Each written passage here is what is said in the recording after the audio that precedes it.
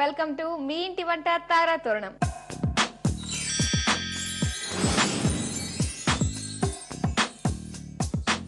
ఈ రోజు తారా తోరణంలో మన ముందుకు రాబోతున్న తార ఎవరో తెలుసా? బుల్లితెర హీరోగా మనందరికీ సుపరిచితులైన రవికిరణ్ గారు.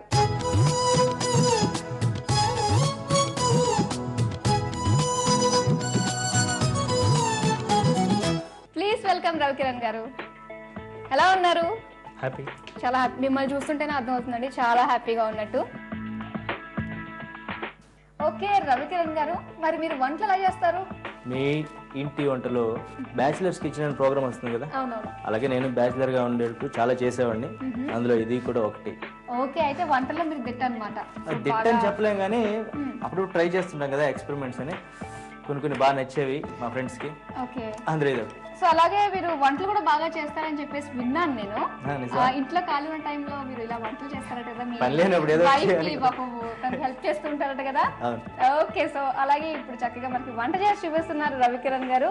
అవేంటో మీరు కూడా తెలుసుకుని నోట్ చేసుకుని ట్రై చేయండి. ఓకే, రెడీ అండి. మరి ఫస్ట్ వంట ఏం పరిచయం చేయబోతున్నారు? Coconut baby potatoes. అయితే మరి దానికి కావాల్సిన ఇంగ్రీడియంట్స్ అని చెప్తారా? ఉడికించిన బేబీ పొటాటోస్, కొబ్బరికాయ పేస్ట్, కొబ్బరి పాలు, ఉల్లిపాయ పేస్ట్, తరిగిన పచ్చిమిరపకాయ ముక్కలు, అల్లం వెల్లుల్లి పేస్ట్, గరం మసాలా, జీలకర్ర, ధనియాల పొడి, కొత్తిమీర బాగా తరిగినది, కారం, నూనె. ముందుగా మనము తయారు చేసి పెట్టుకోవాల్సింది ఏంటంటే కొబ్బరి పేస్ట్ అనేది తయారు చేసేసుకున్నాం కాబట్టి ఇంకా డైరెక్ట్ వంటలోకి వెళ్ళిపోతాం. వంటలోకి వెళ్ళిపోవాలి కాబట్టి ముందుగా ప్యాన్ పెట్టేద్దాం. అందుకని స్టవ్ ఆన్ చేసుకుందాం. అయ్యో, ఇయే బ్యాచిలర్ వంటలు కాదంటే ఇలాగే ఉంటాయి. కరెక్ట్. గొల్లం వేసి తాళం మారడం అంటే ఇద్దరు ముగ్గురు ఉంటాం కదా, ఒకళ్ళు హెల్ప్ చేసుకుంటాం. ఇలాగే హెల్ప్ చేయాలి, తప్పదు. చెయ్యాలి కదా మరి. ఓకే, సో ప్యాన్ పెట్టేసుకుందాం. ఈ ప్యాన్ లో ఫస్ట్ మనం దేనికైనా ముందుగా కావాల్సిన ఆయిల్ కాబట్టి ఆయిల్ వేసుకుందాం. కొంచెం వేడెక్కాక మిగిలిన ప్రాసెస్ స్టార్ట్ చేద్దాం. Okay, right. కొంచెం ప్యాన్ ఇప్పుడు వేడైంది కాబట్టి ఇప్పుడు మనం ఆయిల్ వేద్దాం. Okay, yes. అన్ని దేనికి ఎంత కావాలో కరెక్ట్ గా తీసుకున్నాం కాబట్టి మీకు ప్రాబ్లం ఉండదు. ఓకే, అంటే టేస్ట్ చేయడంలోనా, వండడంలో కూడా అయితే మీకు ప్రాబ్లం ఉండదు. సో ఆల్రెడీ కొంచెం వేడెక్కుతుంది. ఆయిల్ వేడెక్కేసిందండి, బబుల్స్ ఫామ్ అయిపోయినాయి. ఇందులో మనం ఫస్ట్ జీలకర్ర వేసుకుందాం. ఓకే, జీలకర్ర వేసుకుని at the same time garam masala కూడా జీలకర్రతో పాటే వేస్తే గరం మసాలా కరెక్ట్ గా కొంచెం ఫ్రై అవుతుంది. ఓకే, దీంతో కలుద్దామా? మళ్ళీ చేయి కాలుతుంది అనవసరంగా. ఇంటికి కొట్టుకొచ్చి మీ ఇంటి వంటకు వచ్చి చేయి కాలుకొచ్చుకుని అనుకుని మళ్ళీ మీ వైపు వచ్చి అనవసరంగా ఎందుకు ఈ ప్రాసెస్ అంతా? అంటే బ్యాచిలర్ గా ఉండేటప్పుడు చేయి కాల్చుకునేవాడిని, ఇప్పుడు అవసరం లేదు. అవునా? అదేంటి పెళ్ళైన తర్వాత మీరు వంట ఉండట్లేదా ఇంట్లో? వండుతాను, పక్కన నా వైఫ్ ఉంటుంది కదా, హెల్ప్ చేస్తాను. ఓకే, అంటే జస్ట్ ఇలా అందివ్వడం అన్నమాట. వంటంతా చేసేది మీరేనైతే? అప్పుడప్పుడు నేనే అందిస్తున్నాను. సో ఇప్పుడు గరం మసాలా జీలకర్ర వేసుకున్నాం, తర్వాత పచ్చిమిరపకాయ ముక్కలు ఆల్రెడీ తరిగేసి పెట్టుకున్నాం, అది కూడా వేసేసాం. బాగా కొంచెం దూరం ఉండండి, జాగ్రత్త. ఓకే, దీంట్లో మనం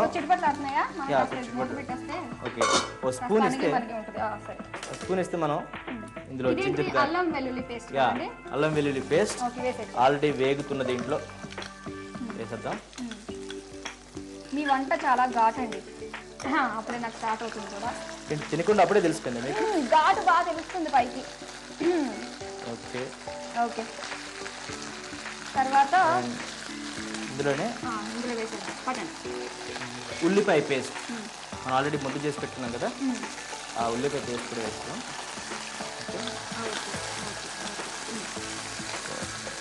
ఉల్లిపాయ పేస్ట్ కూడా వేస్తాం. ఉల్లిపాయ పేస్ట్ కూడా వేసేసాం, అది కూడా కొంచెం వేగింది. సో ఇప్పుడు మనం రెడీగా పెట్టుకున్న కొబ్బరి తురుము పేస్ట్. ఓకే, అది కొబ్బరి పేస్ట్ అంటారు సింపుల్ గా. కొబ్బరి పేస్ట్ వేసేస్తే వంటలో అసలైన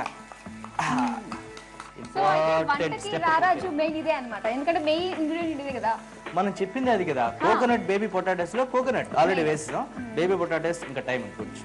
ఓకే, ఓకే. సో కొంచెం బాగా కలిపితే అది వేగుతున్నప్పుడు కూడా మిక్స్ అవ్వాలి కదా, కొంచెం కలిపి కొంచెం నీళ్లు వేసుకోవాలి. ఎందుకంటే ఈ పేస్ట్ ఆ పేస్ట్ అన్ని రకరకాలు ఉన్నాయి కదా దీంట్లో. Thank you. ఇది నేను కరెక్ట్గా చెప్పలేను, ఎవరికి వాళ్ళు అడ్జస్ట్ చేసుకోవాలి. అవునవును. సో ఇప్పుడు ఇది కూడా బాగా కొంచెం వేగింది, కలిసింది కాబట్టి ఇందులో మనం ధనియాల పొడి,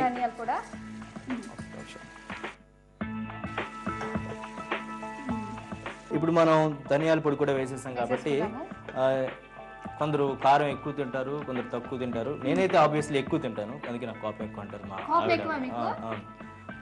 సో ఇది ఒకసారి పెట్టుకోండి. Thank you. కానీ కారం తక్కువ వేసుకుంటే బీపీలు ఏవి రావు, ప్లస్ కావాలంటే కలుపుకోవచ్చు కాబట్టి కొంచెం వేస్తాను. Okay, thank you. ఓకే, ఇప్పుడు కారం వేస్తాం. కారం కూడా మిక్స్ చేద్దాం. ఆల్రెడీ మిగతావన్నీ బాగా మిక్స్ అయిపోయాయి, అన్నీ వేసేసుకున్నాం. ఇప్పుడు కోకోనట్ అయిపోయిన తర్వాత మిగిలింది ఏంటి? పిల్ల బంగాళదుంపలు. ఓకే, అవి ఆల్రెడీ ఉడికించి పెట్టుకున్నాం కదా, ఆ పిల్ల బంగాళదుంపల్ని ఈ పెద్ద ముగ్గురు వేసిందాం. ఓకే, కొంచెం కొంచెం వాటర్ ఏంటి, కొంచెం చాలు చాలు చాలు. ఓకే, ఇప్పుడు ఈ పిల్ల బంగాళదుంపలు ఆల్రెడీ ఉడికిపోయాయి కాబట్టి ఈ కోకోనట్ బేబీ పొటాటోస్ లో పిల్ల బంగాళదుంపలు మనం ఫస్ట్ ఉడకబెట్టుకుని ఉంచుకోవడమే మంచిది అనుకుంటారు కదా, సో వేసుకోగానే మనకి అయిపోతుంది. ఇప్పుడు అవి ఆల్రెడీ ఉడకబెట్టి ఉండడం వల్ల వంట తొందరగా అవుతుంది. ఓకే, సో ఎంతవరకు వచ్చింది అంటారు? బేబీ పొటాటోస్ కూడా వేసాం కదా, ఇప్పుడు ఇవన్నింటికి టేస్ట్ కావాలి. టేస్ట్ అంటే ఉప్పు కావాలి. సో ఉప్పు వేసుకుందాం. ఇది కూడా కొంచెం వేసుకుందాం, కావాలంటే తర్వాత కలుపుకోవచ్చు. ఓకే, ఇంకొంచెం వేస్తాను, ఏం ప్రాబ్లం లేదు. ఓకే, ఉప్పు వేస్తాం. ఉప్పు కలవాలి కదా, ఒకసారి కలుపుకుందాం. ఇలా కలిపినా సరే కొన్నిసార్లు కలవదు, అండ్ దీనికి ఎక్స్ట్రా టేస్ట్ కూడా కావాలి కాబట్టి మనం ముందుగానే రెడీ చేసి పెట్టుకున్న కొబ్బరి పాలు ఉన్నాయి, ఆ కొబ్బరి పాలు ఇప్పుడు వేయాలి. ఓకే, ఇది లాస్ట్ బిఫోర్ స్టెప్ అన్నమాట. దీనికి కోకోనట్ బేబీ పొటాటో, ఇది కూడా కోకోనట్ నుంచి వచ్చింది కదా, సో అసలైనవన్నీ అయిపోయాయి. ఇది ఒక్కసారి ఇది బాగా ఉడికిపోయింది, దానికి కూడా కోపం వచ్చినట్టుంది కాబట్టి ఆపేద్దాం. Okay okay, maximum coconut baby potato complete అవ్వచ్చింది. అందులో మనం ఇప్పుడు తరిగి పెట్టుకున్న కొత్తిమీర వేద్దాం. ఓకే, కొంచెం వేసుకుని తర్వాత గార్నిష్ చేసుకోవచ్చు. కాబట్టి ఒకసారి మిక్స్ చేసేస్తే టేస్ట్ కరెక్ట్గా ఉంటుంది. చూసారా, కొంచెం కలర్ వచ్చినట్టుంది కదా బాగా. సో స్టవ్ కూడా ఆఫ్ చేసేసుకుందాం. మీకు మనం సర్వింగ్ బౌల్ లో తీసేసుకుందామండి.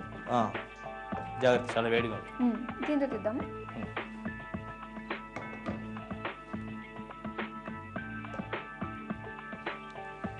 సో కోకోనట్ బేబీ పొటాటో తయారు చేయడం చూసారు. టేస్ట్ చేసిన తర్వాత ఎలా ఉంటుందో రెస్పాన్స్ చూద్దాం.